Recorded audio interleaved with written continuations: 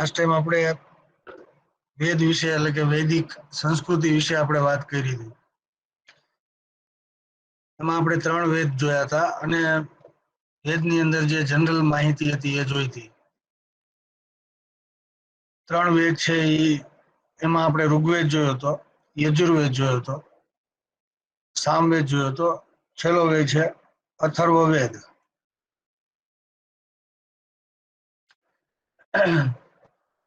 આપણે લાસ્ટ વાત થઈ અમે દરેક વેદ છે એની કોઈ રચના નથી કરેલી, પણ એક અથર્વવેદ એવો વેદ છે કે અથર્વવેદની રચના અથર્વ નામના ઋષિએ કરેલી છે. એક જ વેદ એવો છે કે જેની રચના કોઈ ઋષિ એ રચ્યો હોય એવી માહિતી છે. એટલે 4 વેદમાંથી કયો વેદ છે જેની રચના કોઈ ઋષિ દ્વારા થઈ છે? તો એ અથર્વ નામના ઋષિએ અથર્વવેદની રચના કરી છે. સેકન્ડ થિંગ, 4 વેદમાંથી કયો વેદ છે જેને વેદ માનવામાં આવતો નથી? તો એ વેદ છે અથર્વવેદ, જેને વેદ માનવામાં આવતો નથી. કોઈને એવો ક્વેશ્ચન થતો હોય કે ભાઈ અથર્વવેદને શા માટે વેદ માનવામાં આવતો નથી? તો દુનિયાના અંદર ઘણા ટીકાકાર છે. ક્વેશ્ચન છે.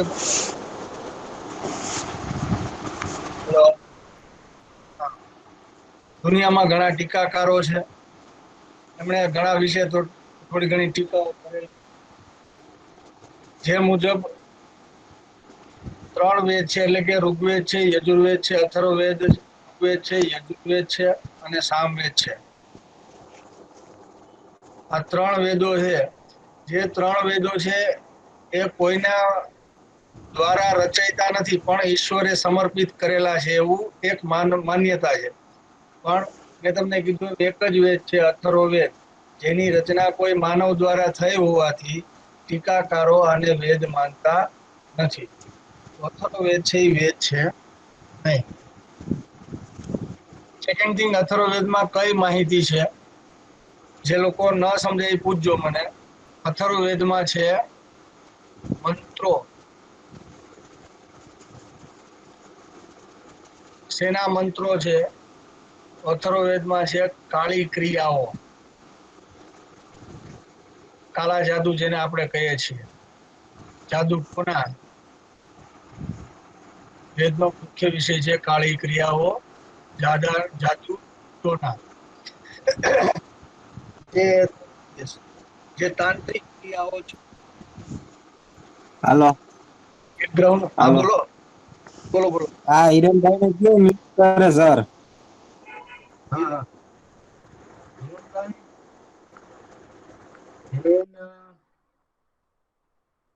હિરેન મ્યુટ થઈ જાવ તમે. તમારો અવાજ આવે છે જાજો બધો. હિરેનભાઈ થઈ ગયા મ્યુટ. એટલે આપણે હતા કાળી ક્રિયાઓ કે જાદુ ટોના. ખાસ કરીને તાંત્રિક બાબતો છે આ વેદનો મુખ્ય વિષય છે. તાંત્રિક બાબતો એટલે કે તાંત્રિક વિધિઓ, એની માહિતી છે અથર્વવેદની અંદર. નેક્સ્ટ, અથર્વવેદનો મુખ્ય વિષય છે આયુર્વેદ. આયુર્વેદની તમામ માહિતી છે કયા વેદમાંથી મળે છે? તો આયુર્વેદની તમામ માહિતી છે એ અથર્વવેદમાંથી મળે છે. કોઈને ક્વેશ્ચન હોય તો પૂછજો ભાઈ. ક્વેશ્ચન? Hello sir. બોલો બોલો બોલો. સર, આ વેદોના 4 ઉપવેદ કયા કયા? લખાવું. પેલા આમ એક લીટો કરી નાખો બધા છોકરાઓ, આવી રીતે બુક બોલ પેન લઈને. બોલો.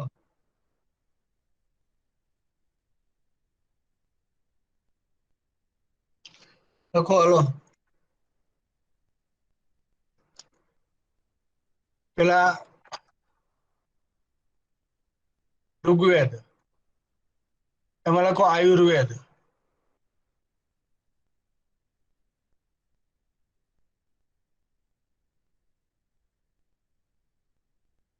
યજુર્વેદ, એમાં લખો ધનુર્વેદ. સામવેદ, ગંધર્વ વેદ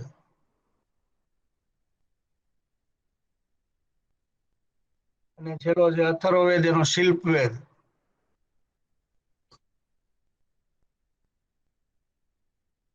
ક્લિયર ભાઈ? હાલો, જે ભાઈ ક્વેશ્ચન કર્યો તો એને ક્લિયર આ થઈ? એમને ઉપનામો છે સર. ઉપવેદ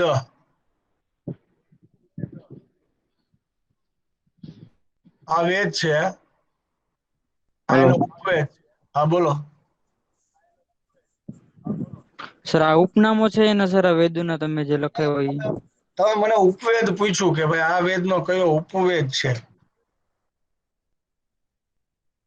હાફ પાઠ કહેવાય ને, મેં નથી સર પૂછ્યો સર, ભાઈએ પૂછ્યો સોરી, એટલે હું પૂછ્યું સર. એટલે ઉપનામ ન કહેવાય એને, પણ એને હાફ પાઠ કહેવાય ને. તમે સમજો છો? હમ. એનો હાફ પાઠ છે. દાખલા તરીકે ઋગ્વેદ છે તો એમાં હા આયુર્વેદ, સર. યજુર્વેદ. બરોબર? ક્લિયર? હા ક્લિયર? અથર્વવેદનું બીજું બોલો ને. શિલ્પ વેદ જો આ લખ્યું, અથર્વવેદ. અહીંયા શિલ્પ વેદ લખ્યું. સમજાઈ ગયું ભાઈ? ઓકે. એટલે ચારે ચાર વેદ નું થઈ ગયું. ઋગ્વેદ, આયુર્વેદ, યજુર્વેદ, ધનુર્વેદ, સામવેદ, ગંધર્વ વેદ અને અથર્વવેદ, શિલ્પ વેદ. ક્લિયર? હા, સમજાઈ ગયું તો ક્લિયર કરી નાખું. Okay okay. હા, હવે આપણો નેક્સ્ટ ટોપિક છે ફેક્ટ હિસ્ટ્રી. અલગ અલગ રાજાઓ આપણે ભણશું, જેની અંદર આપણે બે ધર્મ ભણશું, જૈન ધર્મ અને બૌદ્ધ ધર્મ. સ્ટાર્ટ કરશું આપણે મૌર્ય સામ્રાજ્ય. એક આ ક્વેશ્ચન પૂછાય છે અવારનવાર કે કયા સામ્રાજ્યની માહિતી કયા ગ્રંથના આધારે મળે છે. હેલો, હા બોલો. ઉપવેદ એટલે શું સર? પાછું ક્લિયર કરો તો જરાક. જે વેદ હોય ને એનો હાફ પાર્ટ હોય ને એનો ઉપવેદ કહેવાય. સમજાણું બેન? હા હા. ક્વેશ્ચન જ પૂછજો છોકરો. ક્લિયર? પેલા નેક્સ્ટ આપણો મેટર છે ફેક્ટ હિસ્ટ્રી, જેમાં આપણે મૌર્ય સામ્રાજ્યથી સ્ટાર્ટ કરીએ. એની અંદર આપણે બે ધર્મ ભણશું, જૈન ધર્મ અને બૌદ્ધ ધર્મ. સાથે રાખો. મેં તમને કીધું કે અવારનવાર આવા ક્વેશ્ચન પૂછે છે કે ભાઈ આ માહિતી શેના આધારે મળે છે. તો મૌર્ય સામ્રાજ્યની માહિતી અલગ અલગ બાબતોના આધારે મળે. એમાં એક મહત્વનો ગ્રંથ છે ઇન્ડિકા ગ્રંથ. કોઈ કહેશે આનો જવાબ કોણે લખેલો છે? આ મેગેસનીસ. Very good. ઇન્ડિકા ગ્રંથની રચના કરી છે મેગેસ્થેનિસ. ક્લિયર? બીજી માહિતી મળે છે મુદ્રા રાક્ષસ. આ માહિતી કોણે લખેલી છે ભાઈ? કોઈને આઈડિયા છે? વિશાખા દત્ત. Very good. વિશાખા દત્ત. વિશાખા દત્ત રચિત છે મુદ્રા રાક્ષસ. નેક્સ્ટ, એના પછીની માહિતી છે અર્થશાસ્ત્ર. અર્થશાસ્ત્ર કોણે લખેલું છે ભાઈ? Chanakya. Very good. Kautilya. Very good. Kautilya, Chanakya. Vishnugupta. Vishnugupta. Very good. તો આ ત્રણ મહત્વના ગ્રંથો છે. એ સિવાય ગુજરાતની એક માહિતી છે, ગુજરાતનો એક ગ્રંથ છે જેના આધારે મૌર્ય સામ્રાજ્યની માહિતી મળે છે. કોઈને ખ્યાલ છે? આ ક્વેશ્ચન છે ને એ બિન સચિવાલયને પૂછાય એવો લગતો ક્વેશ્ચન છે. કોઈને આઈડિયા? સર બોલો તો પ્રશ્ન પાછો. ફરીથી રિપીટ કરું છું, હું તમને પૂછું છું એટલે હું મારી હોશિયારી નથી દેખાડતો, પણ ખાલી પૂછું છું. કોઈને ખબર જ મજા આવે એમ મને. ગુજરાતમાં એવું કોણે લખેલું છે કે જેમાંથી મૌર્ય સામ્રાજ્યની માહિતી મળે છે? યમચંદ્રાચાર્ય. Very good. કયો છે ભાઈ એનો ટોપિક? દયાશ્રય. હે? દયાશ્રય. દયાશ્રય નામનો ગ્રંથ. Very good. અને અને સિદ્ધ એમ શબ્દનું શાસન. સિદ્ધહેમ શબ્દનું શાસન, એ તો સિદ્ધહેમ શબ્દનું શાસન નહીં થાય ભાઈબંધ. દયાશ્રય સાહેબ દયાશ્રયમાં સાંભળો, દયાશ્રયમાં તો સાહેબ મૂળરાજ સોલંકીએ કરેલા પરાક્રમો ને એવું બધું નથી આવતું? ના, એટલે એ તમે કઈક બુક વાંચી છે, એમાં જૈન ધર્મની બાબત આવે છે ભાઈબંધ. એમાં કુમારપાળા બધી બાંધેલા છે જૈન મંદિરો. જૈન મંદિરોની બાબત છે.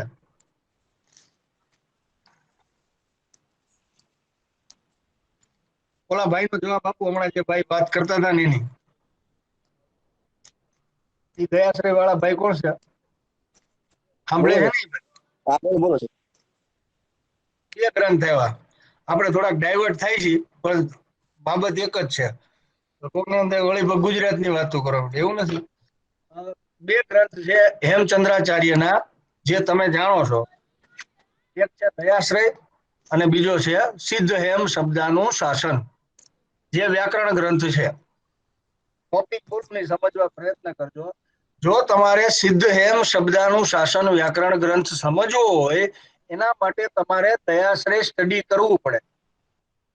ક્લિયર? સેકન્ડ થિંગ, કયા બે રાજાઓની માહિતી છે એ દયાશ્રય ગ્રંથની અંદર આવેલી છે. તો દયાશ્રય ગ્રંથની અંદર બે રાજાઓની માહિતી છે. એક કુમારપાલ અને બીજો સિદ્ધરાજ જયસિંહ. સિદ્ધરાજ જયસિંહ અને કુમારપાલની બે વ્યક્તિની માહિતી છે એ દયાશ્રય ગ્રંથની અંદર જોવા મળે છે. ત્યારે સિદ્ધહેમ શબ્દનું શાસન ગ્રંથ છે, પ્રથમ ગુજરાતી વ્યાકરણ ગ્રંથ છે, જેની માહિતી છે ભાયા ફાકી કોણ છે યાર. સિદ્ધહેમ શબ્દનું ભાઈ આમ મ્યુટ કરી નાખો રાજા, કોણ છે ફાક્યું તોડે. સિદ્ધહેમ શબ્દનું શાસન, સિદ્ધહેમ શબ્દનું શાસન ગ્રંથ છે, જેમાંથી ગુજરાતી વ્યાકરણ પ્રથમ ગ્રંથ છે, જેમાંથી ફક્ત ને ફક્ત સિદ્ધરાજ જયસિંહની માહિતી મળે છે. બે રાજાઓની માહિતી છે એ દયાશ્રય માંથી મળે છે. એ બે રાજાઓ છે કુમારપાલ અને સિદ્ધરાજ જયસિંહ. જે દયાશ્રય ગ્રંથ અને સિદ્ધહેમ શબ્દનું શાસન ગ્રંથ લખેલો છે, કોણે લખેલો છે? હેમચંદ્રાચાર્ય. હવે હેમચંદ્રાચાર્યના કયો ગ્રંથ જેમાંથી મૌર્ય સામ્રાજ્યની માહિતી મળે છે? એ છે પરિશિષ્ટ પર્વ. આ લખી લીધું ને છોકરાઓ? પરિશિષ્ટ પર્વ કઈ ભાષામાં લખેલો છે? તો સંસ્કૃતમાં લખેલો છે. આમાંથી મળે છે મૌર્ય સામ્રાજ્યની માહિતી. ક્લિયર? નેક્સ્ટ. આ લખી લીધું છોકરાઓ? હા પાડજો, એકાદું હા પાડી દેજો. હા sir. Okay, thank you. Parishishta Parva લખેલો છે, કોણે લખેલો છે? હેમચંદ્રાચાર્ય. ક્યાંનો ગ્રંથ કહેવાય? તો કે કહેવાય ગુજરાત, એટલે આ કહેવાય ગુજરાતનો ઇતિહાસ. બીજી કઈ માહિતી છે? તો ચંદ્રગુપ્ત મૌર્ય એના ગુરુ છે. ચંદ્રગુપ્ત મૌર્યના ગુરુ છે ભદ્રકાળી. Very good, Bhadrabahu.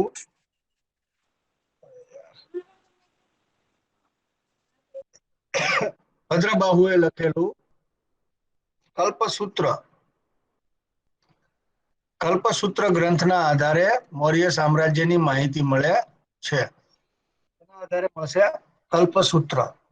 એ સિવાય વિદેશી યાત્રીઓ છે મૌર્ય સામ્રાજ્યની અંદર, કે જેણે કાંઈક ને કાંઈક મૌર્ય સામ્રાજ્ય વિશે લખ્યું છે. તો વિદેશી યાત્રીઓ ઘણા બધા એવા, આમ જુઓ તો યુએન સાંગ આવ્યો, ફાહિયાન આવ્યો, ઇત્સિંગ આવ્યો, સ્ટ્રેબો આવ્યો, ફુલટોક આવ્યો અને પ્લેની આવ્યો. આટલા લોકો છે જે ભારતમાં આવ્યા અને કંઈક ને કંઈક બાબતો લખી. એની માહિતી છે એને પોતાના ગ્રંથોમાં લખેલી છે. પણ એવો કયો માહિતી વિષયક કોઈ એવો અભિલેખ છે કે જેમાંથી મૌર્ય સામ્રાજ્યની માહિતી મળે છે? ફરી પાછો ગુજરાતનો ઇતિહાસ છે, બહુ શાંતિથી સમજવા પ્રયત્ન કરજો. રુદ્રદામાનો જુનાગઢનો જે અભિલેખ છે, જે રુદ્રદામાનો જુનાગઢનો અભિલેખ છે, જેમાં ચંદ્રગુપ્તનું નામ છે. કોઈ એમ પૂછે ક્વેશ્ચન કે ભારતમાં એવો કયો અભિલેખ છે જેમાં ચંદ્રગુપ્ત નામ છે અને એ ક્યાં આવેલો છે, તો એ જુનાગઢમાં આવેલો છે, જે લખેલો છે રુદ્રદામા. રુદ્રદામાને આપણે ઓળખીએ છીએ. ક્લિયર? તો જેમાંથી ચંદ્રગુપ્ત મૌર્યની માહિતી મળે છે. અહનાપુરુ અને પૂર્ણાપુરુ લખું છું. અહનાપુરુ આ લખાતું નથી. જીતેનભાઈ લેક્ચર સાંભળતા હોય તો આવજો ને ભાઈ ઉપર છે. અહનાપુરુ અને પૂર્ણાપુરુ આ બે ગ્રંથો જે દક્ષિણના ગ્રંથો છે જેમાંથી પણ મૌર્ય સામ્રાજ્યની માહિતી મળે છે. આટલી બાબતો છે જેમાંથી મૌર્ય સામ્રાજ્યની માહિતી મળે. અથવા બે બીજા ગ્રંથો છે, હજી એક યાદ આવ્યા મને, બૌદ્ધ સાહિત્યના ગ્રંથો કહેવાય, દીપવંશ અને મહાવંશ. આ બે ગ્રંથો છે જેમાંથી મૌર્ય સામ્રાજ્યની માહિતી મળે છે. તો આપણો સૌથી પહેલો રાજા છે ચંદ્રગુપ્ત મૌર્ય. ચંદ્રગુપ્ત મૌર્યનો ટાઈમ કોને ખબર છે ભાઈ? 322 થી 322 397. 322 થી 297. 297. Very good. ઈસવીસન પૂર્વે 326 થી 298. આ લખી લ્યો. ઈસવીસન પૂર્વે 322 થી 297. ઘણા પાઠ્યપુસ્તકમાં ને એમાં ક્યાંક 321 લખ્યું હોય, ઘણા પાઠ્યપુસ્તકમાં 322 લખ્યું હોય. આપણે પહેલેથી 322 છે હું લખાવું છું, એનું કારણ છે વધુ જગ્યાએ આ લખેલું છે એટલે આપણે આને રાખવા પ્રયત્ન કરો. ઈસવીસન પૂર્વે 322 થી 297 એ સમય છે ચંદ્રગુપ્ત મૌર્યનો. ક્લિયર છોકરાઓ? હવે પેલી વાત, આપણે વાત કરી છે મૌર્ય સામ્રાજ્યની. તો મૌર્ય સામ્રાજ્ય શબ્દ ક્યાંથી આવ્યો? તો મૌર્ય સામ્રાજ્ય શબ્દ આવ્યો ચંદ્રગુપ્ત મૌર્યની માતા મૂરા પરથી મૌર્ય સામ્રાજ્યનો શબ્દ આવ્યો. એટલે ચંદ્રગુપ્તની માતાનું નામ થશે મૂરા. ક્લિયર? હવે ચંદ્રગુપ્ત મૌર્ય છે શાસક કઈ રીતે બને છે? આમ જોવો તો પિક્ચરની સ્ટોરી જેવું છે. ઘણા લોકોને મેં કીધું છે, છતાં આપણે ફરીથી ચર્ચા કરીએ છીએ, નવા લોકો છે એના માટે. અને જે લોકો ભૂલાઈ ગયું હોય તો એને રિપીટ થઈ જાય. ઈસવીસન પૂર્વે જ્યારે નંદ વંશના રાજાઓ હતા, મગધની અંદર નંદ વંશ સ્થાપિત હતો. નંદ વંશનો રાજા હતો ધનાનંદ. નંદવંશ, રાજધાની હતી મગધ. એમાં હતું પાટલીપુત્ર. પાટલીપુત્ર એટલે હાલ કયું થશે ભાઈ? કોઈને ખ્યાલ? પાટલીપુત્ર હાલ કયું શહેર થશે? બિહારમાં સર. વેરી ગુડ, સાચા છો. પટના. અત્યારે શું નામ છે? પટના. Very good, Patna. નામ આપ્યું ભાઈ, નામ બોલો. પટના જવાબ આપ્યો. પટના જવાબ આપ્યો. ભાઈ નામ શું છે? શક્તિસિંહ ગોહિલ. અરે વાહ, શક્તિસિંહ, સાચા છો તમે યાર. પટના શહેર કોણે વસાવ્યું?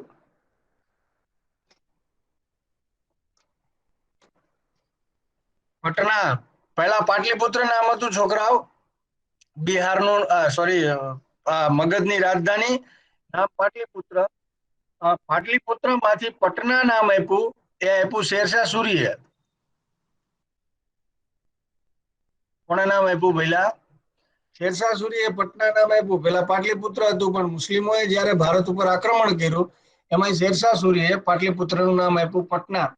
એટલે 16મી સદીમાં શહેરનું નામ ફરે છે. હાલ છે પાટલીપુત્રનું નામ પટના, જે આવે છે બિહારની રાજધાની છે, તમે જાણો છો. અહીંયા નંદ વંશનો રાજા ધનાનંદ શાસન કરતો હતો.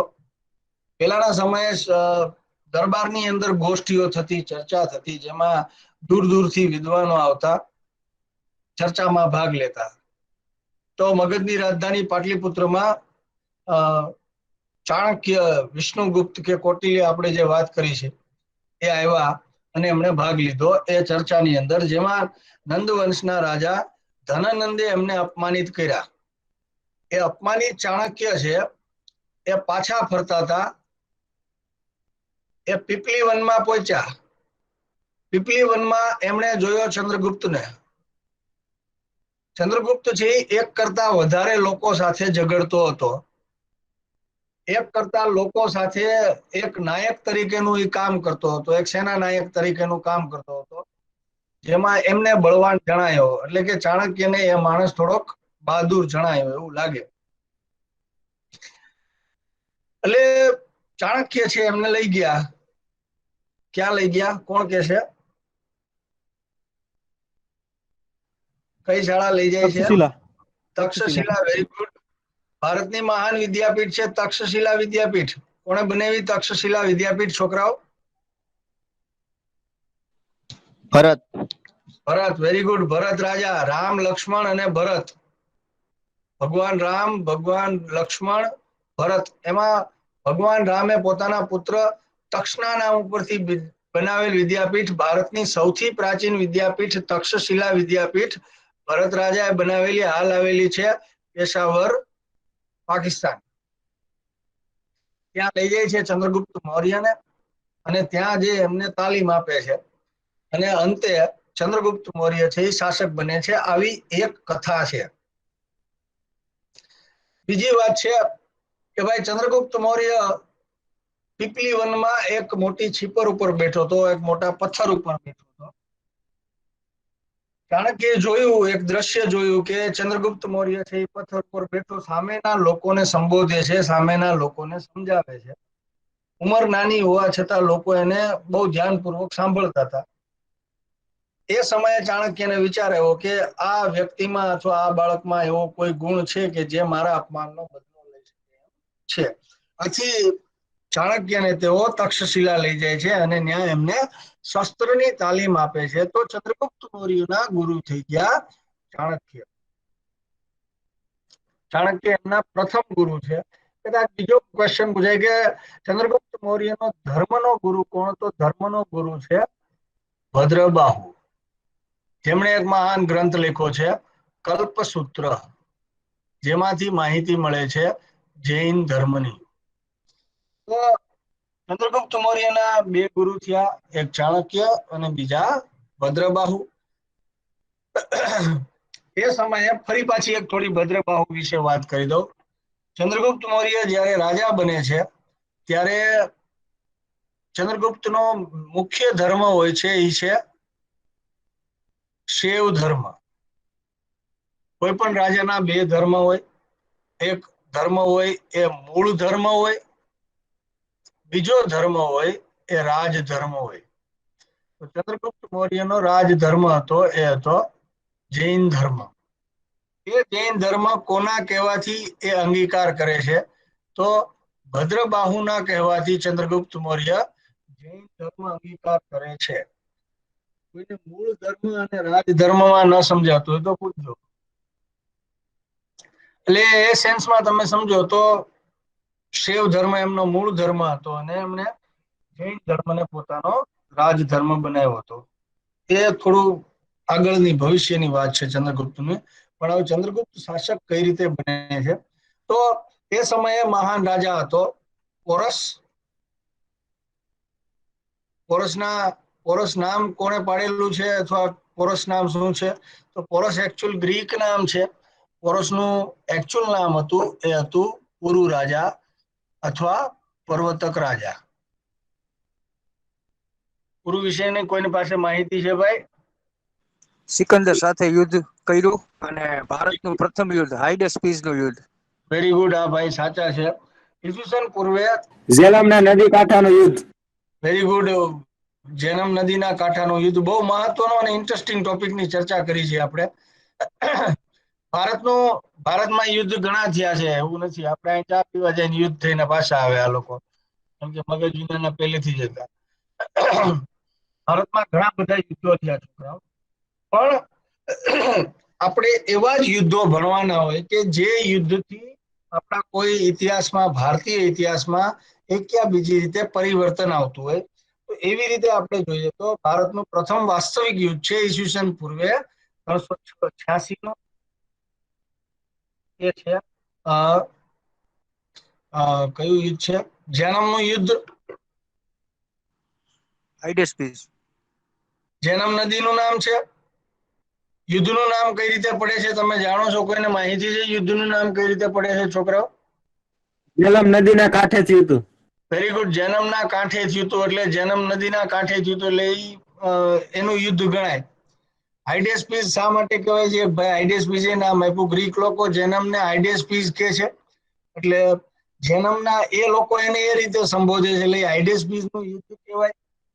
એ પણ આપણે સમજી છીએ. હાઇડેસ્પીસ નું યુદ્ધ છે એ માહિતી શેના આધારે મળે છે? તો હાઇડેસ્પીસ ના યુદ્ધની માહિતી છે એ સેલ્યુકસ નિકેતર એના આધારે મળે છે. સેલ્યુકસ નિકેતર વિશે આપણે આગળ ચર્ચા કરીએ. પણ મેગેસ્થેનીસે ઇન્ડિકા ગ્રંથ લખ્યો તો એમણે હાઇડેસ્પીસ નો ઉલ્લેખ કરેલો છે. તો જેનમનું યુદ્ધ અથવા હાઇડેસ્પીસ નું યુદ્ધ કોની વચ્ચે થયું? તો એ થયું હતું સિકંદર અને પોરસ વચ્ચે થયું હતું, જેમાં પોરસની જીત થઈ હતી. આ યુદ્ધ ભારત માટે સર સિકંદર જીતો હતો સર. સિકંદર જીતો હતો. હા, એ તો જીતો હતો. એટલે આ માહિતી આપણને શેના આધારે મળે છે? સોરી, આ માહિતીથી ભારતના ઇતિહાસમાં શું ફરક પડે છે? તો જ્યારે આ યુદ્ધ થયું ત્યારે એ સમયે વિદેશી લોકોને એવો આઈડિયા આવી ગયો કે ભારતમાં જો પ્રવેશ કરવો હોય તો હિન્દુકુશ અને ખૈબર ઘાટથી પ્રવેશ કરી શકાય. ભારતમાં એવા નબળા રાજાઓ છે કે જેને આપણે હરાવી અને ભારતની અથાગ સંપત્તિ છે એના આપણે માલિક બની શકીએ. આ યુદ્ધથી એ ફરક પડ્યો. આ યુદ્ધથી ભારતમાં વિદેશી આક્રમણો શરૂ થાય છે. તો કયા યુદ્ધથી ભારતમાં વિદેશી આક્રમણની શરૂઆત થઈ? તો ઈસવીસન પૂર્વે 326 નું યુદ્ધ હતું. હાઇડેસ્પીસ નું યુદ્ધમાં ભારતમાં વિદેશી આક્રમણની શરૂઆત થાય છે. નેક્સ્ટ, અહીંયા પોરસ રાજા હારી જાય છે. સિકંદર એમની બહાદુરી જોઈ એમના પ્રશંસા કરે છે અને એમને શાસન એમનું પાછું આપે છે. માહિતી હશે. પોરસ અહીંયા રાજા છે ભારતમાં. બીજી એક માહિતી છે કે જ્યારે ભારતની અંદર સિકંદરે આક્રમણ કર્યું ત્યારે મગધનો શાસક કોણ હતો? તો જ્યારે સિકંદરે આક્રમણ કર્યું ત્યારે મગધનો શાસક હતો એ ધનનંદ હતો. ધનનંદ છે એ સિકંદરના આક્રમણ વખતે શાસક હતો. પણ સિકંદરની સેના ના પાડે છે. સિકંદર પાટલીપુત્ર તરફ આગળ વધતો નથી અને પોતાના દેશ તરફ જાય છે.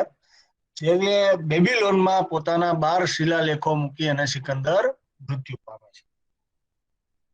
પણ ભારતમાં એક મહાન ઇતિહાસ છોડીને જાય છે. એક મહાન સેનાપતિ છોડીને જાય છે. સેનાપતિનું નામ છે સેલ્યુકસ નિકેતર. આ સિકંદરનો સેનાપતિ છે. એ સેલ્યુકસ નિકેતરનો રાજદૂત હતો મેગેસ્થેનીસ. એટલે એકચ્યુઅલ ભારતનો ઇતિહાસકાર જેણે ભારતની માહિતી લખેલી છે મેગેસ્થેનીસ, એ કોનો ઇતિહાસકાર હતો? તો એ ઇતિહાસકાર છે સિકંદરનો. પણ સેલ્યુકસ નિકેતર એ પોતાના દરબારમાં એને બનાવે છે રાજદૂત. થોડી માહિતી આપણે આગળ વધારી. આઈ હોપ તમને આ ધનનંદ વિશે, સેલ્યુકસ વિશે, એના બેકગ્રાઉન્ડ વિશે સમજાણું હશે. હવે અહીંયા શાસક બનવું છે ચંદ્રગુપ્ત મૌર્યને. ફરી પાછા આપણે આપણી જગ્યાએ વ્યા જાય. પાટલીપુત્ર તક્ષશિલામાં એમણે તાલીમ લીધી. અંતે પોરસ રાજાની મદદ લઈ અને એમણે ધનનંદ ઉપર એટેક કર્યો. પાટલીપુત્ર એ લોકોએ ઘેરી લીધું. નંદના દરબારમાં એક દૂત મોકલવામાં આવ્યો. નંદને કહેવામાં આવ્યું કે એક રથમાં સામાન ભરાય એટલો સામાન ભરી અને પાટલીપુત્ર છોડો, નહીતર એક વિશાળ સેના છે એ તમારી રાહ જોવે છે. એ સમયે ધનનંદે એક રથમાં સામાન ભરાય એટલો સામાન ભરી પાટલીપુત્ર છોડ્યું અને ઈસવીસન પૂર્વે 322 શાસક બન્યો ચંદ્રગુપ્ત મૌર્ય. ક્લિયર છોકરાઓ? હવે ચંદ્રગુપ્ત મૌર્યએ જોયું કે હવે શાસક છે પાટલીપુત્રનો. ચંદ્રગુપ્ત મૌર્યએ જોયું કે ભારતમાં એવો કયો શાસક છે કે જેને હરાવી અને ભારતમાં ઘણો બધો વિસ્તાર છે એ કબજે કરી શકાય. તો મેં તમને કીધું કે એ સમયે મહાન રાજા હતો સેલ્યુકસ, જે સિકંદરનો સેનાપતિ હતો. તો ચંદ્રગુપ્ત મૌર્ય અને સેલ્યુકસ વચ્ચે યુદ્ધ થયું, જે યુદ્ધ દરમિયાન જીતી ગયો ચંદ્રગુપ્ત મૌર્ય. એ બંને વચ્ચે સંધિ થઈ. સંધિ દરમિયાન સેલ્યુકસે ચંદ્રગુપ્ત મૌર્ય સાથે પોતાની પુત્રી હેલનના લગ્ન કોની સાથે કરાવ્યા? ચંદ્રગુપ્ત મૌર્ય સાથે. સેકન્ડ થિંગ, અને એક મહાન રાજદૂત આપ્યો, મેગેસ્થેનિસ. ક્લિયર છોકરાઓ? બીજું, એક મહત્વની બાબત આપી, ગુજરાત. ગુજરાત મળ્યું. પ્રદેશ આપ્યો સૌરાષ્ટ્ર. સૌરાષ્ટ્રમાં ચંદ્રગુપ્ત મૌર્યએ ગુજરાતની પ્રથમ રાજધાની બનાવી. રાજધાનીનું નામ છે ગિરિનગર. પ્રદેશ કયો આવશે? સૌરાષ્ટ્ર. ગુજરાતની પ્રથમ રાજધાની, અથવા ક્વેશ્ચન પૂછે કે ગુજરાતની સૌથી પ્રાચીન રાજધાની કઈ છે, તો કઈ છે? ગિરિનગર. ગિરિનગર હાલ કયું થશે છોકરાઓ? Junagadh. Very good, Junagadh. Very good, thank you. એટલે ગુજરાતની પ્રથમ રાજધાની બની ગિરિનગર. ગુજરાતની પ્રથમ રાજધાની બનાવનાર રાજાનું નામ આપો. બોલો. ગુજરાતની પ્રથમ રાજધાની બનાવનાર રાજાનું નામ આપો. કોઈને આઈડિયા? આનર્થ કુસ્તેલી. રાજા, હવે પાછા સમજો. આ તમને લખેલું દેખાય છે? મેં લખ્યું છે લખેલું દેખાય છે? આ પાડજો કોઈ દેખાતું નથી દેખાતો સાહેબ. હા લખેલું આ ભંગાર અક્ષર લખેલા નથી દેખાતા? ભગવાન દેખાય છે, દેખાય સારા જ છે છે સાહેબ. દેખાય છે. હવે એમાં એવું છે, જો ફરીથી સમજો. ચંદ્રગુપ્ત અને સેલ્યુકસ વચ્ચે યુદ્ધ થયું, જેમાં સેલ્યુકસ હારી ગયો. બંને વચ્ચે સંધિ થઈ. સંધિ દરમિયાન સેલ્યુકસે પોતાની પુત્રી હેલનના લગ્ન ચંદ્રગુપ્ત સાથે કરાવ્યા. મેગેસ્થેનિસ નામનો રાજદૂત આપ્યો, અને ઉપરાંત સૌરાષ્ટ્ર પ્રદેશ આપ્યો. એટલે ચંદ્રગુપ્ત મૌર્યએ ગુજરાતમાં રાજધાની સ્થાપી. રાજધાનીનું નામ ગિરિનગર હતું. એ સેન્સમાં ગુજરાતની પ્રથમ રાજધાની બનાવનાર ચંદ્રગુપ્ત મૌર્ય છે, અને ગુજરાતની પ્રથમ રાજધાની છે ગિરિનગર. ક્લિયર? સમજાઈ ગયું ભાઈ? હા પાડજો કોઈને સમજાય. જી સર, જી. હા સર. એટલે એ સેન્સમાં ગુજરાત છે ને, એ પહેલી વખત રાજધાની જાહેર કરનાર રાજા છે. એનું નામ છે ચંદ્રગુપ્ત મૌર્ય વાલા. એટલે તમને આ હોપ સમજાઈ ગયો છે. નેક્સ્ટ ટોપિક છે, હવે ગિરિનગર રાજધાની બને છે. ગિરિનગરની અંદર ચંદ્રગુપ્ત મૌર્યએ એક સુબો પ્રસ્થાપિત કર્યો. તો ગુજરાતની પ્રથમ રાજધાની કઈ થઈ છોકરાઓ? ગિરિનગર. જેમાં ચંદ્રગુપ્ત મૌર્યએ પ્રથમ નિર્માણ બનાવ્યું. ગુજરાતનું પ્રથમ નિર્માણ કયું થશે? સુદર્શન તળાવ. તો ગુજરાતનું પ્રથમ નિર્માણ થયું સુદર્શન તળાવ. સુદર્શન તળાવ કોણે બનાવ્યું? પુષ્યગુપ્ત. પુષ્યગુપ્ત વૈશ્ય. Very good, Pushyagupta. વૈશ્ય પુષ્યગુપ્ત એને બનાવ્યું. ઘણી જગ્યાએ પુષ્પગુપ્ત લખ્યું, એકચ્યુઅલ પુષ્યગુપ્ત આવે છે. તો ગુજરાતનો પ્રથમ સૂબો કોણ છે? પુષ્યગુપ્ત. વૈશ્ય. અને ગુજરાતનું પ્રથમ નિર્માણ થશે સુદર્શન તળાવ. ગુજરાતની સુદર્શન તળાવ થશે ગિરિનગર. એ પુષ્યગુપ્તે બનાવ્યું સુદર્શન તળાવ. સુદર્શન તળાવ સમજવું છે અત્યારે હારે હારે? હા. હા સાહેબ. લખો હાલો સુદર્શન તળાવ.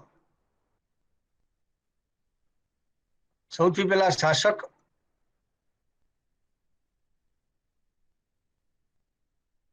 શાસકનો સૂબો.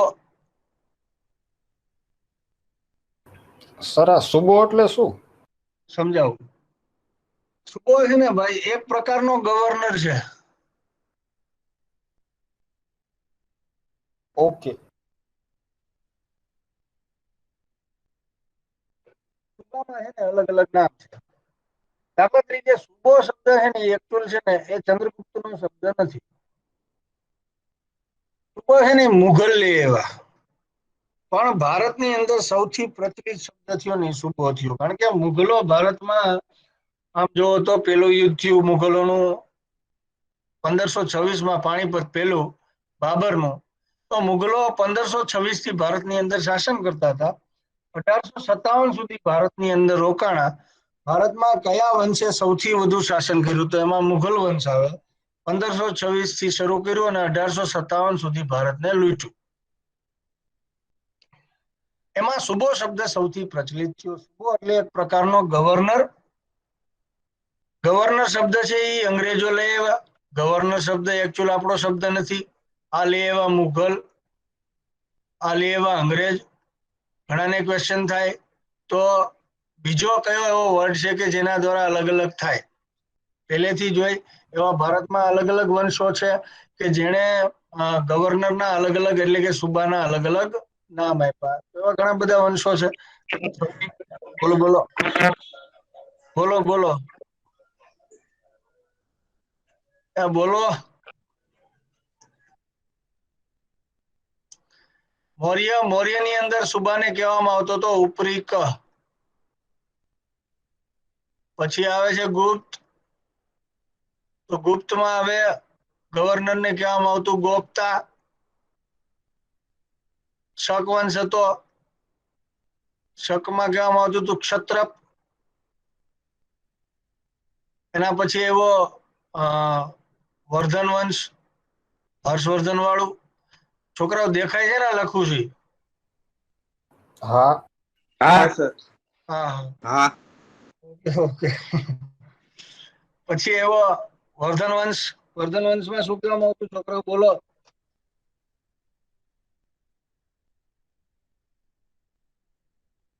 વર્ધન વંશમાં શું કહેવામાં? Very good. ભારતમાં સામંતશાહીની શરૂઆત અહીંયાથી થાય છે. તો આવી રીતે અલગ અલગ મેં તમને કીધું એમ મુઘલે આવશે હવે તો, પણ અત્યારે 4-5 છે જો મુઘલ આવશે. હજી તો ખલજીનું આવશે તો ખલજીમાં બધું લખાવશું, પણ અત્યારે ઉપરીક છે. ઉપરીક. તો એ રીતે ગુજરાતનો પ્રથમ ઉપરીક બને છે પુષ્યગુપ્ત. ભાઈને સમજાઈ ગયું? ઓલા ભાઈને કોને કહેવાય? હા. ઓકે. ફરીથી એક સામાન્ય સેન્સમાં કહું તો રાજા બધી જગ્યાએ પહોંચી શકશે નહીં, કારણ કે એમની મુખ્ય રાજધાની હતી એટલે પાટલીપુત્ર હતી. પણ એ હજી ગુજરાતમાં શાસન કરે છે. તો અહીંયા વહીવટ કરતો તો એ હતો સુબો. પણ મૌર્યના સમયે સુબાને કહેવામાં આવતો હતો ઉપરી. અત્યારે હેલિકોપ્ટર છે તો એ આવતા નથી, ત્યારે તો એ કેવી રીતે પહોંચે? પણ મૌર્ય સામ્રાજ્યમાં એવો કયો રાજા કે જેણે ગુજરાતની મુલાકાત લીધી હતી? મને ખ્યાલ છે? મૌર્ય સામ્રાજ્યનો કયો શાસક છે કે જેણે ગુજરાતની મુલાકાત લીધી હતી? કોઈને idea? Ashok. Very good. Ashok છે કે જેણે ગુજરાતની મુલાકાત લીધી હતી. બાકી કોઈ રાજાએ ગુજરાતની મુલાકાત લીધેલી નથી. તો મૌર્ય સામ્રાજ્યના શાસક અશોકે ગુજરાત આવ્યો હતો. એમાંય ગિરિનગરે આવ્યો હતો. નેક્સ્ટ. આ લખાઈ ગયું છે બધાને આઈ હોપ. ઓકે. હવે આટલું મળી ગયું છે. આપણે વાત કરતા હતા સુદર્શન તળાવ. તો સુદર્શન તળાવની અંદર અલગ અલગ માહિતી છે. મેં ઘણા જૂના વિદ્યાર્થી હશે અને ટેબલ બનાવી દીધું હશે સુદર્શન તળાવનું. તો ટેબલ કેવી રીતે કરશું? સૌથી પહેલા આવશે શાસક. કેટલા સુબા છે છોકરાઓ? 4. Very good. કેટલા રાજા છે? 4. Very good. તો શાસકમાં સૌથી પહેલા કોણ આવશે? ચંદ્રગુપ્ત. એના પછી કયો રાજા છે જેણે સુદર્શન તળાવમાં ફેરફાર કર્યો છે? અશોક. અશોક. Very good. એના પછી કયો રાજા છે ભાઈ? રુદ્રદામા. રુદ્રદામા. ઓકે. અને ચોથો રાજા કોણ? સ્કંદગુપ્ત. સ્કંદગુપ્ત. આ 3 રાજાઓ સોરી 4 રાજાઓ છે કે જેણે અલગ અલગ ફેરફાર કરેલો છે કે જેણે સુદર્શન તળાવના ઇતિહાસમાં કંઈક ને કંઈક કરતા ગયા છે જેથી સુદર્શન તળાવમાં ફેર પડ્યો છે. તો શાસક આવી ગયા, હવે આપણે એના લખશું સુબાઓ. તો સુબો આનો કોણ હતો? પુષ્યગુપ્ત. પુષ્યગુપ્ત. અશોકમાં કોણ આવશે? યવનરાજ. યવનરાજ તુષાર.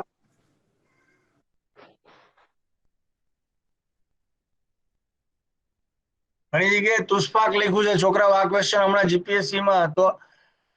ક્વેશ્ચન પૂછાય કે ભાઈ સુદર્શન તળાવના 4 જે સુબાઓ છે જેમાં કયો સુબો છે એ વિદેશી સુબો છે?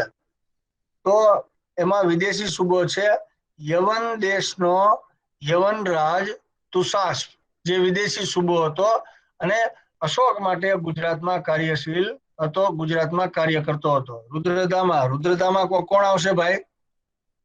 સુવિશાખ. સુવિશાખ. Very good. આ ભંગાર લખાઈ ગયું પેલા.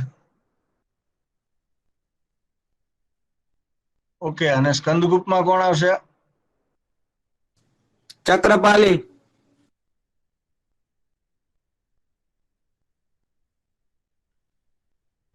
હવે અલગ અલગ રાજાઓના સમયે અલગ અલગ સુબાઓ હતા. હારે લખતા જાયજો. હવે કયો સુબો શું કાર્ય કરે છે આપણે જોઈ લઈએ. તો 4 સુબા છે, 4 સુબા અલગ અલગ કાર્ય કરે છે. પુષ્યગુપ્તે શું કર્યું? તળાવનું નિર્માણ કર્યું. Second thing, Yavanraj Tushaspa. અશોક જ્યારે રાજા બન્યો ત્યારે એને સુબો બનાવ્યો યવનરાજ તુષાસ્પ, જેણે શું કર્યું? નહેર કાઢી. સુદર્શન તળાવ. તો ક્વેશ્ચન પૂછાય કે ગુજરાતમાં પ્રથમવાર નહેર કાઢનાર શાસક કોણ છે? ખેડૂતો સુધી પાણી પહોંચાડનાર શાસક કોણ છે? તો એ આવશે અશોક, જેણે સુદર્શન તળાવનું પાણી છે એ દરેક ખેડૂતો સુધી પહોંચાડ્યું હતું. હવે આવશે રુદ્રદામા. તો રુદ્રદામા કોણ છે ભાઈ? એના સમયે સુબો સુવિશાખે શું કર્યું? તળાવનું સમારકામ કર્યું. પણ સમજો, 2 નીકળતી નદીઓ, એક હતી પલાસીની, બીજી કઈ નદી હતી? સુવર્ણ સરિતા. Very good. સુવર્ણ સિક્તા. સુવર્ણ સિક્તા. એટલે એક સુવર્ણ સિક્તા હતી અને બીજી પલાસીની નદી હતી, જેનું ઘોડાપુર આવે છે, સુદર્શન તળાવને તોડે છે. સુદર્શન તળાવ તૂટવાના કારણે ખેડૂતોને બહુ નુકસાની જાય છે. એ સમયે સુબો સુવિશાખે રાજાને વિનંતી કરી. સુવિશાખે પોતાના ખર્ચે સુદર્શન તળાવનું નિર્માણ કરાવ્યું. સુદર્શન તળાવ પ્રથમ વખત કોણ નિર્માણ કરે છે? તો એ છે સુવિશાખ. એના પછી શાસક બન્યો સ્કંદગુપ્ત. સ્કંદગુપ્તના સમયે સુદર્શન તળાવમાં ફરી પાછું આવ્યું સુવર્ણ સિક્તા.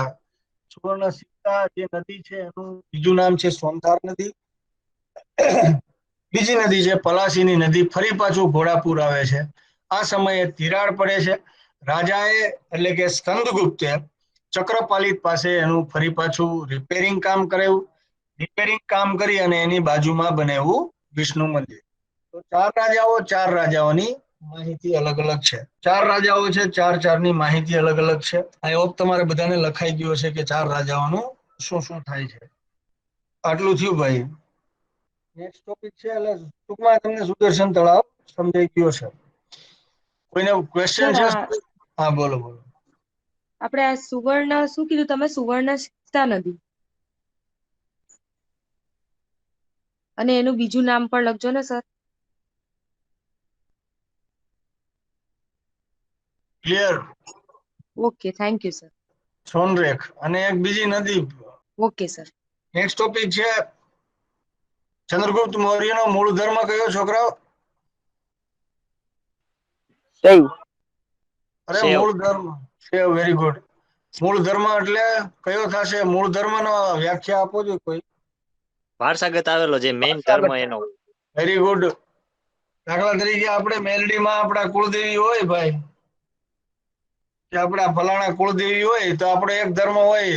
આપણો ધર્મ છે એ સનાતન ધર્મ છે, હિન્દુ ધર્મ. પણ આપણે અલગથી કોઈ ધર્મ અંગીકાર કરી કે ભાઈ આપણે જૈન થઈ ગયા અથવા બૌદ્ધ થઈ ગયા કે વોટેવર મુસ્લિમ થઈ ગયા કે વોટેવર થઈ ગયા શીખ થઈ ગયા, રાજા એ સમયે સૌથી વધુ જે પ્રજા હતી અને પ્રજા માટે એક સાથે પ્રજાને લઈને ચાલે એના માટે રાજા છે એ વધુ ધર્મના લોકોને પોતાના બનાવતો. એ સમયે ભારતની અંદર જૈન ધર્મી વધારે લોકો હશે એટલે રાજાએ પોતાનો રાજ ધર્મ બનાવ્યો જૈન ધર્મ. જૈન ધર્મ ચંદ્રગુપ્ત મૌર્ય કોના કહેવાથી અંગીકાર કર્યો હતો? એના ગુરુ ભદ્રબાહુના કહેવાથી એને જૈન ધર્મ અંગીકાર કર્યો. જૈન ધર્મમાં પણ થોડી બાબતો છે, આપણે થોડી ક્લિયર કરી લઈ. જૈન ધર્મમાં પણ તીર્થંકરો છે. પ્રથમ તીર્થંકર કોણ છે છોકરાઓ? ઋષભદેવ. ઋષભદેવ આ પેલા તીર્થંકર છે. ઋષભદેવનું ચિહ્ન શું છે? સાંઢ, આખલો. આખલો અથવા બળદ. વેરી ગુડ, બળદ. બીજા તીર્થંકર છે, કોણ છે? અજીતનાથ. Very good. એનું છે હાથી. વાહ, હાથી. હવે કોઈ એવા સ્પેશિયલ તીર્થંકર કોણ છે? ત્રીજા કર નાખી. 19માં સંભવના 23માં નેમિનાથ. તમે કયો ને તીર્થંકરના નામ દો અને એનું ચિહ્ન કહીશ, પણ સંભવનાથ પેલા બીજા ત્રીજા જોવા જરૂરી છે છોકરાઓ. ચાલો, સંભવનાથ ઘોડો. બોલો હવે કોઈને તીર્થંકર વિશે પૂછવું હોય તો. એક ભાઈએ પૂછ્યું. તીર્થંકર હતા ને નેમિનાથ થી એક આવશે સર. આવશે. આ મલ્લીનાથ છે ને, મલ્લીનાથ એ એક લેડીઝ તીર્થંકર છે. આ ક્વેશ્ચન હતો જીપીએસસી માં. હા, આજ હું પૂછતો હતો સર. કળશ લખી નાખો. લખો છો ને બધા? હા સાહેબ. ઓકે. 21માં તીર્થંકર ઓલા ભાઈએ પૂછ્યું કયા થશે? નેમિનાથ. Very good. એનું યાદ છે? શંખ નેમિનાથ. નીલકમલ. હજી એક લખી લ્યો. એવા કયા તીર્થંકર છે કે જેઓ ભગવાન કૃષ્ણના રિલેશનમાં હતા? અરિષ્ટિનેમી. સમકાલીન. હવે એમાં શંખ આવશે. હે? સમકાલીન તો નેમિનાથ હતા ને. શું? નહીં, આના રિલેટિવ હતા. અરિષ્ટનેમી આ ક્વેશ્ચન પૂછાણો છે ભાઈબંધ. એવા કયા છે કે જેના ભગવાન કૃષ્ણ સાથે રિલેશન હતા? તો અરિષ્ટિનેમી છે. એમાં આવશે શંખ. ક્લિયર? હાલો, 23માં તીર્થંકર કોણ છે? પાર્શ્વનાથ. પાર્શ્વનાથ. શું આવશે? સાપ. નાગ. Very good. માફ કરો, નાગ આવશે. અને છેલ્લા તીર્થંકર કોણ છે? મહાવીર સ્વામી. સિંહ. વર્ધમાન મહાવીર. આવશે સિંહ. તો આટલા મેઇનલી તીર્થંકરો છે છોકરાઓ કે જેના આટલી બાબતો વિશે ચર્ચા કરેલી છે. ક્લિયર? આમાં કોઈને ક્વેશ્ચન હોય તો પૂછો. તો કુલ કેટલા તીર્થંકરો થયા? 24 તીર્થંકરો. સૌથી પહેલા તીર્થંકર ઋષભદેવ, ઋષભ, અજીતનાથ, હાથી, સંભવનાથ, ઘોડો. 19માં તીર્થંકર મલ્લીનાથ. એમાં કળશ આવશે. નેમિનાથમાં નીલકમલ આવશે. 22માં તીર્થંકર અરિષ્ટનેમી જે કૃષ્ણના સંબંધી હતા, જેમાં શંખ આવશે. 23માં તીર્થંકર પાર્શ્વનાથ જેમાં નાગ આવશે. અને 24માં તીર્થંકર મહાવીર જૈન જેમાં આવશે સિંહ. Hello sir. બોલો. સર, કૃષ્ણ ભગવાનના સમકાલીન તો નેમિનાથ નતા. અરિષ્ટનેમી આવે ભાઈબંધ. ઓકે. ક્લિયર? હા સર. હા. સર મહિલા હાલો. તીર્થંકર એક જ હતા કે બીજા કોઈ? મહિલા તીર્થંકર 19માં તીર્થંકર મલ્લીનાથ. કળશ આવશે એમાં. એટલે મેં આ સાફ નથી કર્યું, લખી લેજો. હાલો. બોલો. સર, આ હાથી, ઘોડો, નાગ ઈ શું હે? ઈ સમજાવો તો. Very good. હા, જો દરેક છે ને એમાં કઈક ને કઈક પ્રાણી છે, દેખાય છે. ઓકે. જોઈએ તો કે એ સમયે આમ તમે જુઓ ને તો પ્રથમ 23માં તીર્થંકર પાર્શ્વનાથ. એ પાર્શ્વનાથે 4 વસ્તુ કીધી જેને મહાવ્રત કહેવાય. કે ભાઈ લોકોને 4 વસ્તુ એમણે સમજાવી. સત્ય, અહિંસા, અપરિગ્રહ અને અસ્થેય. Clear? પેલું સૌથી વધુ અહિંસાનો પ્રચારક ગાંધીજી એવું કીધું કે દુનિયામાં સૌથી વધુ અહિંસાનો પ્રચારક હોય ને તો એ મહાવીર જૈન છે. હવે ગાંધીજીના શબ્દો છે. ગાંધીજી મહાવીર જૈન વિશે કોમેન્ટ કરી કે ભાઈ દુનિયામાં સૌથી વધુ અહિંસાનો પ્રચારક મહાવીર જૈન. પ્રાણીઓ રાખવાનું એ સમય એ માટે હતું કે એ સમયે પશુ હત્યા થતી. દાખલા તરીકે આપણા જેટલા માતાજીઓ છે એમાં કાંઈક ને કાંઈક આજુબાજુ પ્રાણી છે કે ભાઈ ઉંદરડો મરાય નહીં કે એ ગણેશ દાદાને પ્રોબ્લેમ થાય, કૂકડો નો મરાય કારણ કે ભાઈ બહુચરમાં ને પ્રોબ્લેમ થાય, જેથી કરી અને લોકો છે એ પશુ હત્યા કરતા નહીં. એટલા માટે એ લોકો ચિહ્ન રાખતા પશુ હત્યા અટકાવવા માટે. ક્લિયર? ભાઈ જેને પૂછ્યું એ જવાબ આપજો. ક્લિયર? ઓકે. સર આમાં એક તો કળશ આવ્યું તો ઓકે સર, ઓકે. હા, એટલે એ સમય એમનો વિચાર શું એ તો આપણે જાણી ન શકી, પણ આ સેન્સમાં હું તમને કહું તો આ પશુ હત્યા અટકાવવા માટેનો મુદ્દો છે. પશુને મારે નહીં. હવે એ સમય એમને પોતાનું ચિહ્ન રાખ્યું હોય. દાખલા તરીકે 7મા તીર્થંકર છે ને સંત સર્વનાથ, એમણે પોતાનું જે ચિહ્ન છે એ સ્વસ્તિક આપ્યું હતું, સાંખ્યો. ક્લિયર? તો એ સમયે એમની એવી કોઈ માન્યતા હોય, પણ જૈન ધર્મ છે એ અહિંસા ઉપર ફોકસ કરે છે. જૈન ધર્મ છે એ પશુ હત્યા અટકાવવા માટે ફોકસ કરે છે. એ સેન્સમાં વિદ્વાનોના મત મુજબ જે પોતાના ચિહ્ન રાખે છે પશુ હત્યા અટકાવવા માટે રાખે છે. તો આટલી બાબત થઈ એમના વિશેની બાબત થઈ. હવે આપણે સમય આપણો પૂરો થાય છે. કોઈને આમાં ક્વેશ્ચન હોય તો કરજો. કોઈને ક્વેશ્ચન છે તો નેક્સ્ટ ટાઈમ આપણે રાખીએ. નેક્સ્ટ ટાઈમ આપણે ફરી પાછું જૈન ધર્મ ઉપર, બૌદ્ધ ધર્મ ઉપર અને ચંદ્રગુપ્ત મૌર્ય ઉપર, એના પછી ચંદ્રગુપ્તનો પુત્ર અને ત્યારબાદ અશોક ઉપર એ આપણે ફોકસ કરશું. કોઈને આમાં ક્વેશ્ચન હોય તો કયો. કોઈને ક્વેશ્ચન છે છોકરાઓ? ઓકે, તો આપણે નેક્સ્ટ ટાઈમ મળશું. બોલો બોલો હેલો બોલો બેન. સર, સુદર્શન તળાવનો સમયગાળો કયો હતો? સુદર્શન તળાવનો સમયગાળો એમાં પરફેક્શન નથી, કારણ કે અલગ અલગ બુક્સમાં અલગ અલગ સમયગાળો બધામાં દેખાડેલો છે, એટલે એમાં પ્રોબ્લેમ થાય છે. જનરલી સમયગાળો છે ને વિદ્વાનોના મત મુજબ ડબલ જવાબ આવતો હોય ને એ ક્વેશ્ચન જનરલી ન પૂછાય કે ભાઈ આ સુદર્શન તળાવ આ જ સમયે બનેલું કે કેમ. દાખલા તરીકે સુદર્શન તળાવ આ સમયે બન્યું એવી માહિતી એક અભિલેખમાં છે, પણ એમાં તારીખ સમય લખેલો નથી. બુક્સના આધારે છે. ઓકે પછી નેક્સ્ટ. ઓકે.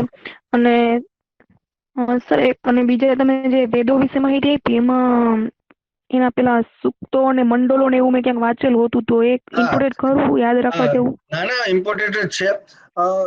દાખલા તરીકે ઋગ્વેદ છે તો ઋગ્વેદની અંદર 10 મંડળ છે અને 1028 ઋચાઓ છે. ઋચા એટલે મંત્ર થશે. મંત્રોનો જે સમૂહ છે, દાખલા તરીકે 1 ભાગ 2 ભાગ 3 ભાગ, તો મંત્રોનો જે સમૂહ છે એને સૂક્ત કહેવાય, એટલે કે મંડળ. Part 1, part 2, part 3. દાખલા તરીકે પાઠ્યપુસ્તક તમે વાંચો તો પહેલેથી પાઠ લઈને 28 પાઠ આવે માનો, તો કહેવાનો માધ્યમ એક જ હોય પણ એમાં અલગ અલગ હોય, એમાં પાઠ પાડેલા હોય. તો જે બધા ઋચાઓ છે એટલે કે મંત્રો છે એના સમૂહ એને સૂક્ત કહેવાય. એવી રીતે ઋગ્વેદ એકમાત્ર વેદ એવો છે જેમાં 10 મંડળ છે અને 1028 ઋચાઓ છે. જે 1028 ઋચાઓ છે એ 10 મંડળમાં વિભાજિત છે. Clear? Okay, thank you sir. બાકી એક પણ વેદ એવો નથી કે જેમાં મંડળ અને ઋચાઓ વિભાજિત હોય. ક્વેશ્ચન થાય શા માટે મંડળ અને ઋચાઓ છે એ વિભાજિત નથી? તો મેં તમને એ જ લેક્ચરમાં એનો ઇન્ટ્રોડક્શન જ એ રીતે આપ્યું હતું કે દુનિયામાં એક જ વેદ છે, એ બાકી ઋગ્વેદ બધા છે. ગદ્યમાં એટલે. Very good. ગદ્ય એ સેન્સમાં ન કહી શકાય ભાઈ. દુનિયામાં એક જ વેદ હતો, એ ઋગ્વેદ હતો. મેં તમને પાઠ પાડીને કીધું, બેના ટાઈમિંગ્સ કીધા, ફોર એક્ઝામ્પલ ઈસવીસન પૂર્વે 1500 થી 1000 નો જે સમય છે એ માત્ર ઋગ્વેદનો સમય હતો. પણ ઋષિ મુનિઓને એ વેદ યાદ રહેતો નથી. આથી એ વેદને વિષયવાજ સબ્જેક્ટ વાઇઝ એને વિભાજિત કર્યો, 4 વેદ આપી દીધા. એટલે ઈસવીસન પૂર્વે 1500 થી 1000 સુધી એક વેદના 4 પાર્ટ પાડ્યા, એટલે કે 1000 થી 600 સુધી 4 વેદ. પણ મૂળભૂત રીતે દુનિયામાં એક જ વેદ હતો, એ ઋગ્વેદ હતો. અને ત્યારબાદ એની ઋચાઓ છે એને વિભાજિત કરી. એ સેન્સમાં સૌથી પહેલો વેદ ઋગ્વેદ, એ સેન્સમાં એક જ વેદ જેની ઋચાઓ અને મંડળમાં વિભાજિત છે. તો 10 મંડળ થશે ઋગ્વેદના અને 1028 ઋચાઓ થશે. ક્લિયર બેન? Okay sir, clear. Thank you sir. બીજા કોઈને પૂછવું હોય તો પૂછો છોકરાઓ. સર, ભારતમાં હડપ્પા સંસ્કૃતિનું સૌથી છેલ્લે શોધાયેલું નગર કયું છે? સૌથી છેલ્લે શોધાયેલું નગર છે ધોળાવીરા છે, 1990. ધોળાવીરા. હાજી. ભારતમાં હડપ્પા સંસ્કૃતિનું સૌથી મોટું નગર? સૌથી મોટું નગર મોહેન્જો-દડો આવશે. કદાચ ભારત સૌથી મોટું નગર ભારતની અંદર હા હરિયાણાનું બનવાલી આવશે ભાઈબંધ. હરિયાણાનું બનવાલી બકરીનો બ. હા ઓકે ઓકે લખું હરિયાણા. હા ઓકે ઓકે સર. ક્લિયર? અને ધોળાવીરા 2 આવશે ભારતમાં. માની લ્યો કે તમને, જો બહુ શાંતિથી સમજવા પ્રયત્ન કરો, ક્વેશ્ચન એવો પૂછે કે ભાઈ સંસ્કૃતિનું સૌથી મોટું નગર કયું? એટલે સંસ્કૃતિ એટલે ભારત પાકિસ્તાન જોવાનું જ નથી આપણે, બરોબર? 1947 અહીં લાવવાનું નથી કે ભાઈ સંસ્કૃતિ એટલે એમાં બધું જ આવી ગયું, આખી દુનિયા હડપ્પા સંસ્કૃતિ સમયની. તો એ સમય મોહેન્જો-દડો છે એ સૌથી મોટું નગર હતું. હવે એમ પૂછે કે ભાઈ આઝાદ ભારત થયું, અધરવાઇઝ ખાલી ભારતનો ઉલ્લેખ કરીને પૂછે કે ભાઈ ભારતમાં સૌથી મોટું નગર કયું છે, તો બનવાલી અને ધોળાવીરા આવશે. ક્લિયર? Okay sir. ઓકે. બીજા કોઈને ક્વેશ્ચન હોય તો પૂછો છોકરાઓ. કોઈને ક્વેશ્ચન છે? ઓકે. આઈ હોપ તમને લેક્ચર સમજાણો હશે. જે આપણે સમજાવવા એ પ્રયત્ન કર્યો છે, બને ત્યાં સુધી આપણે ડિટેલમાં જઈએ છીએ. એટલે જે આપણે અહીંયા સમજાવવા પ્રયત્ન કર્યો છે તે બીજા કોઈ પાઠ્યપુસ્તકો સાથે કમ્પેરિઝન કરીને વધુ વાંચવા પ્રયત્ન કરજો. નેક્સ્ટ ટાઈમ આવો ત્યારે કોઈ એવા નવા ક્વેશ્ચન લઈ આવો કે જેથી કરી અને બીજા 50 લોકો છે એ તમારો ક્વેશ્ચન છે, સારો ક્વેશ્ચન છે, પૂછાઈ શકે એવો ક્વેશ્ચન છે જે સાંભળી શકે. અહીંયા સુધી રાખીએ છીએ. આભાર.